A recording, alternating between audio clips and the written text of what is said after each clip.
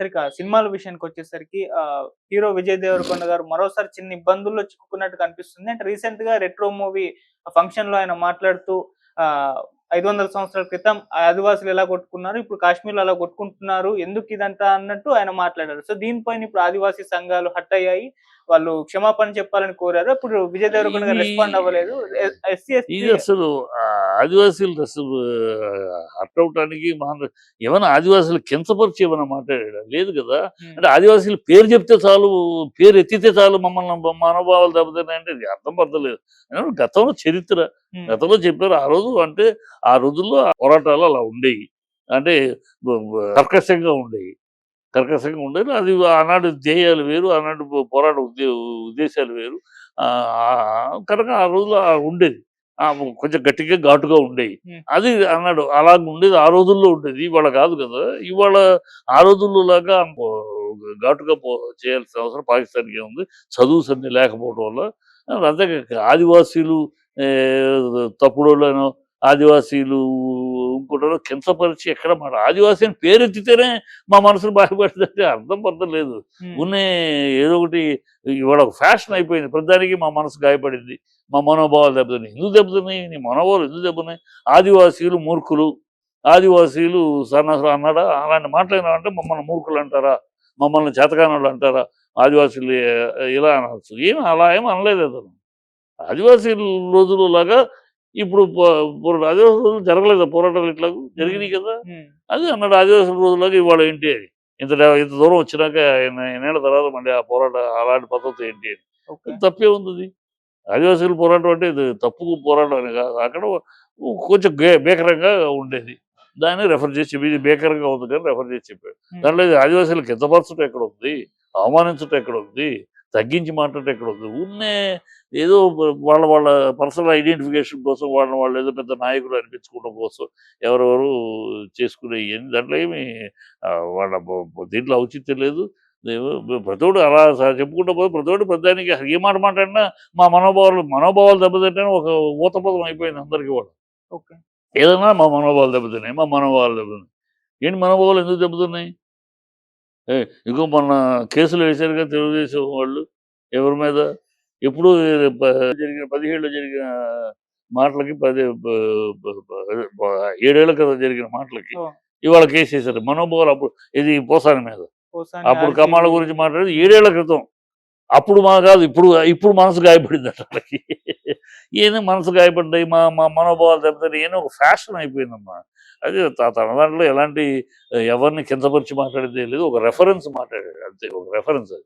Reference is historical evidence అది. Historical reference అంతే. అంటే ఇప్పుడు ఫిర్యాదయితే చేశారు. ఎస్సీ, ఎస్టీ అట్రాసిటీ కేస్ పెట్టాలని మరి పెట్టే ఛాన్సెస్ ఏమన్నా ఉన్నాయా ఏం సార్? బెటరమ్మా అంత ఈజీగా ఉన్న కోర్టు ఎవడో ఏదో చెప్పేస్తే కేసు ఎందుకు పెట్టేస్తది. హ్మ్. దానికి ఏమన్నాడు? మాటలో ఏముంది? మాటలో ఆ భాష అర్థం ఏంటి? ఆ భావం ఏంటి? ఏమైనా ఉందా చూస్తారు. ఏమీ లేదు దాంట్లో. హ్మ్. అతన్ని కించపరిచిన లక్షణాలు గాని, అవమానపరిచిన వ్యాఖ్యానం గాని, హ్మ్. తక్కువ చేసి మాట్లాడే వ్యాఖ్యానం గాని ఎక్కడా లేదు. Okay. So, reference. It is a reference. Reference చేస్తా ఉంటారు. హ్మ్. ఇప్పుడంటే గాడ్సే గారు గాంధీ గారిని చంపారు అని చెప్పి రెఫర్ చేస్తా ఉంటారు.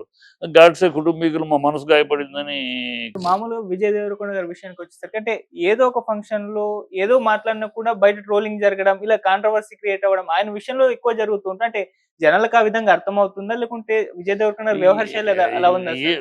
విజయ్ దేవరకొండ వ్యవహార శైలి మంచోడు. హ్మ్. శుభ్రం చాలా కామ్‌గా, ప్లెజెంట్‌గానే ఉంటాడు.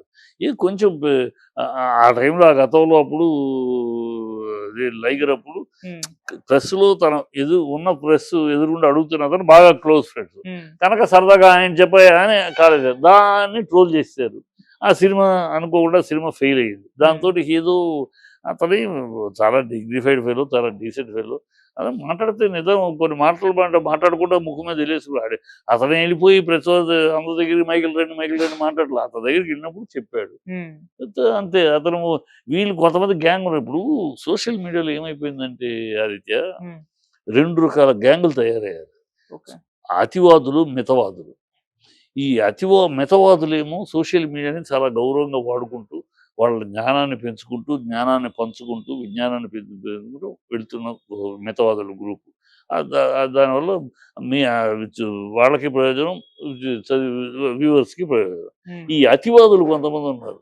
అబ్బా అమ్మ వద్దు వద్దు అంటే అర్ధరాత్రి అమావాస్య నాడు పుట్టుకొచ్చిన అర్భకులు. వీళ్ళు అతివాదులు. వీళ్ళకి ఏ జ్ఞానం ఉండదు.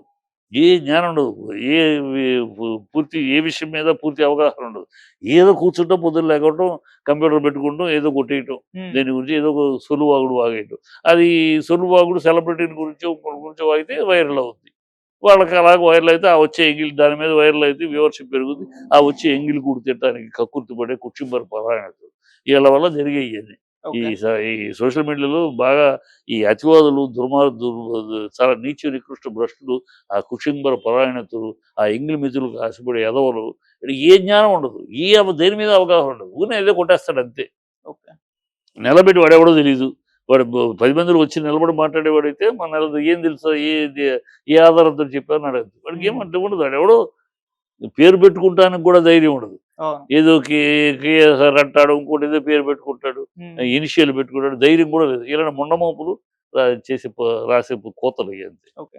సరే, ఇక ఆయన సినిమా 'కింగ్డమ్' ఈ నెల 30కి రిలీజ్ కాబోతుంది. ఇప్పుడు ఒక హిట్ అయితే తనకు అవసరం ఉంది. చూస్తున్నాం Yes. వరుసగా ఫ్లాప్‌లు అయితే వస్తుంది. సో, ఈ సినిమాకి సంబంధించి ఇప్పటివరకు రిలీజ్ అయిన కంటెంట్‌కి మంచి పాజిటివ్ రెస్పాన్స్ వచ్చింది. మరి ఈ సినిమాతో కమ్‌బ్యాక్ ఇచ్చే ఛాన్సెస్ ఉన్నాయా సార్?